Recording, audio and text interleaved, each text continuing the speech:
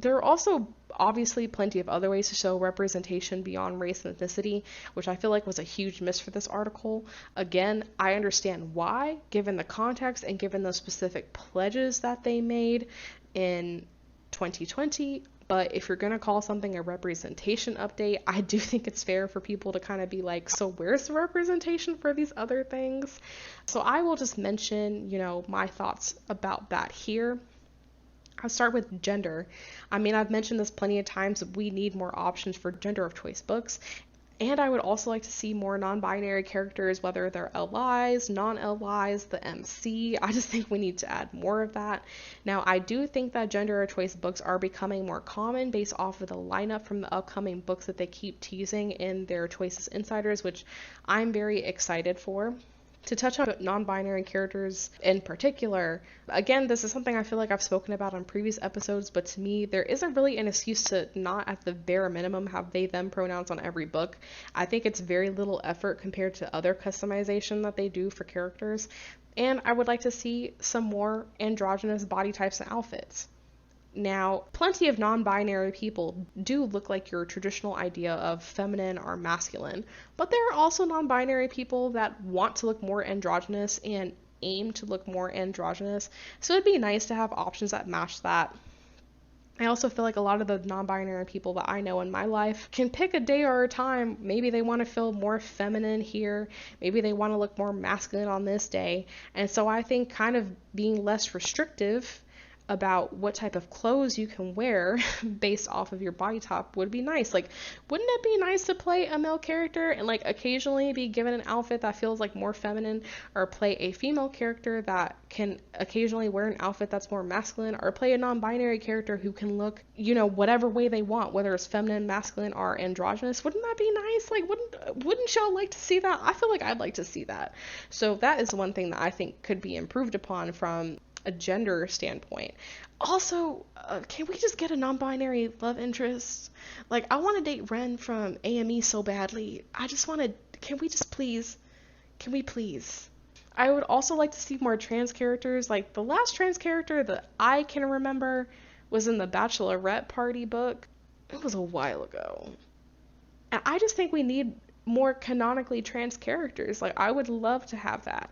I would even love to have an MC that's trans, because I know in the past sometimes they'll have dialogue options where you're having a conversation with a character and you can choose a dialogue option that defines a character's sexuality, and I always thought that was cool. I think maybe it would be cool if that came up, like, in a casual conversation with a side character where you can pick an option. It's like, yeah, I am trans, by the way.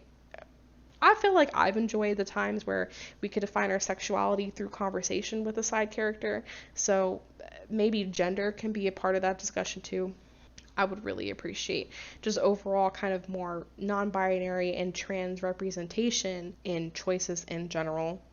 And I am excited for the gender choice books that are in the lineup. I hope that that's something that they continue to push on, just having a male character as a choice. I hope that becomes the standard, because again, like, it seems like such a bare minimum effort kind of thing for me personally. Moving on to sexuality in particular, I have quite a few notes on this. My first note is just having more covers and marketing for queer couples in general. Like, I think I can literally count on one hand how many covers have a queer relationship on it. And it's not a lot. It's not a lot of them. And I just think, in your advertising on social media and creating your book covers, having more representation for people of different sexualities, again, it's something that seems so bare minimum, so low effort. It seems like it should be something that's easy to do, but for some reason we just haven't seen a lot of it yet. And obviously I think that's a huge improvement they could make. In addition to that, having more than one female ally per book would be very nice. I think also including the elementalist option of being able to pick your sexuality in the beginning of the book is awesome. And I would love to see that mechanic moving forward more frequently in other books. Again, I'm not sure how realistic that viewpoint is, because I don't think I've really seen that mechanic since the Elementalist, but boy oh boy would I be so excited to see it again on another book. My next point on sexuality that I don't think I personally have a lot of experience with, but I have seen other people complain about, is the fact that they write their 30 diamond scenes, is how they write their 30 diamond scenes for queer couples. I do admit that I primarily tend to play a female character with the male LI, so I'm definitely in the kind of cater to demographic when it comes to 30 diamond scenes. But I have heard from multiple fans that 30 diamond scenes for queer couples oftentimes feel lazy or just feel like they're written inaccurately, like having a vague description of the characters, like quote unquote pressing their hips together to symbolize sex, which may not necessarily be accurate based on the anatomy of the characters. It just seems obvious that the people who are writing these queer sex scenes have no idea how, like, these couples actually have sex or don't have any basis for what, like, realistic sex looks like between the characters. I know I've definitely run into this the few times that I have picked a scene with someone of the same gender. I don't really know what the solution is to that other than having more kind of like queer writers in the room, kind of like taking authority on writing a 30 diamond scene for these queer couples. Because I've seen some examples and it's not great. I've seen some examples of these queer 30 diamond scenes and I think one really bad example was like the male MC from Open Heart with Bryce, and they like had a coding problem or a dialogue problem where they were trying to talk about one of the characters topping another, and it didn't make any sense the way that they had written it. So I definitely think that they need a little bit more assistance in the realm of what it is like to write a good sex scene for queer couples. My next point is just having more poly books. Please, I want to date multiple people. I want to be able to date multiple people. That was such a fun option. Like, I've been rewatching Perfect Match because of Martian Cat streams on Twitch. That's, by the way, a little plug for Martian Cat. It's twitch.tv/Martian Cat every Thursday. I want to say it's 7:30 EST. Cat has been replaying Perfect Match recently, and I do think that you are given the option, if I recall correctly from those replays, to be poly, and like, oh, isn't it so fun? Isn't it so fun not having to choose between people? Isn't that so fun? I love it, and I'd like to see it more often in the book. And my last point is having more asexual and aromantic characters. And MCs, not just characters, but also just MCs. Again, the whole thing with the Elementalists of being able to pick whether you're asexual or aromantic was amazing. I'd like to see more of those identities written into side characters. I think it'd be great. I just think it'd be great to have more side characters and MCs that identify with that type of identity.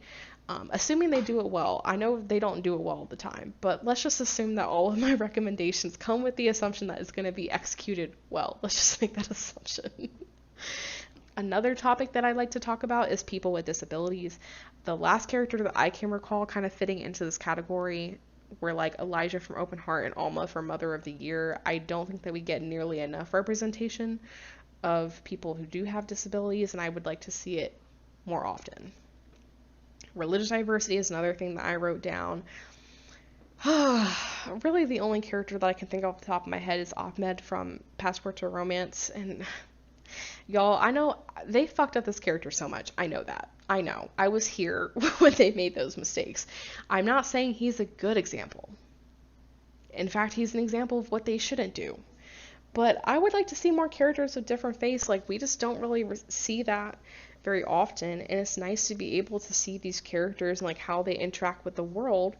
You know, is a little bit different from people who may not live their life so prescribed to a certain religious doctrine, right? And I think it's really interesting to see that representation, assuming that is done well. So I would like to see more religious diversity. The last thing that I want to touch on is body types. Why every LI got a six-pack, y'all? Could someone explain? You really want me to believe that these lawyers who are working 120-hour work weeks are ripped? They're just rippling with muscles. That's what you expect me to believe? I'm telling y'all, I know what's going to happen. I know what's going to happen. We all know that whenever we inevitably get a shirtless Gabe scene, that he's just going to be toned like an Olympian, right? Like, we know that, even though it's not realistic, but that's what he's going to look like. I just want to see more plus size characters. I want to see more skinnier characters who aren't all like ripped and shit. Like I just want to see like a skinny person without muscles. I want to see a plus size person. And also, let's get them some cute clothing. I feel like a lot of times whenever we see, especially plus size, I mean, this can apply to, you know, either a skinny or a plus size person, but I feel like especially when it comes to plus size characters in these apps, they give them like the most generic fucking clothing ever. And it's like, can we give them some cute clothing? Can we put a plus size person in a bikini? Can we put a plus size person in a crop top? Because I know a lot of plus size people who wear crop tops and wear bikinis, and it feels like oftentimes when we see these body types in media, they just want to put them in like a long dress trying to hide their body shape. And I don't think that's how, I don't know about y'all, but the plus size people in my life don't live their life like that. They don't live their life trying to cover up every inch of skin. They aren't embarrassed of their body. They're proud of it. They're proud to show it off. So if we're going to put plus size characters in books, let's give them some cute clothing. Let's give them some crop tops. Let's give them some bikinis. Allow them to show that body off. So those are kind of all of my wrap-up thoughts. I guess if I had to exit the episode on one last thing, if I had to exit the episode on a call to action, I think my request for everyone who's listening to the episode, to the fandom in general, if you do tend to fall into a favored demographic, if you are someone who tends to pick the male allies, if you are someone who tends to pick the female MCs, please, please, please be allies to other communities and push Pixelberry on representation. And this is including myself. I'm not excluding myself from this call to action, but I think a lot of the complacency with PB over the years is because they see that a lot of us are content with paying diamonds for the options that are given to us because they happen to fit our orientations. And that's all that they see. They don't see the people who are paying for the diamonds also demanding more representation. You know what I mean? They don't see those of us who oftentimes tend to fall into a favored demographic or a favored choice. They don't see us making these requests for other players who don't play the same way that we do, who don't want to play the same way that we do. And so I think my last kind of note on this episode is, if you do tend to fall into a favored demographic, please, please, please continue to push and advocate for the people who play this app who don't fall into that favored demographic, because, I mean, realistically, the reason why Pixelberry is in the spot where it is not 100% up to Pixelberry. A large portion of it is because a lot of the players of the app are complacent with what we've been given. And I do think that if we took a more, I don't know what the right word is, to be honest. I think if we took a more collective stand to demand and stand in solidarity with the other players who want things and who need representation that isn't being given to them right now, I think it would light more of a fire under Pixelberry's symbolic asses to create those things. So that will be the note, is just please be an ally when it comes to the players that are demanding things that maybe you don't necessarily need, but you know would make their experience a lot more enjoyable.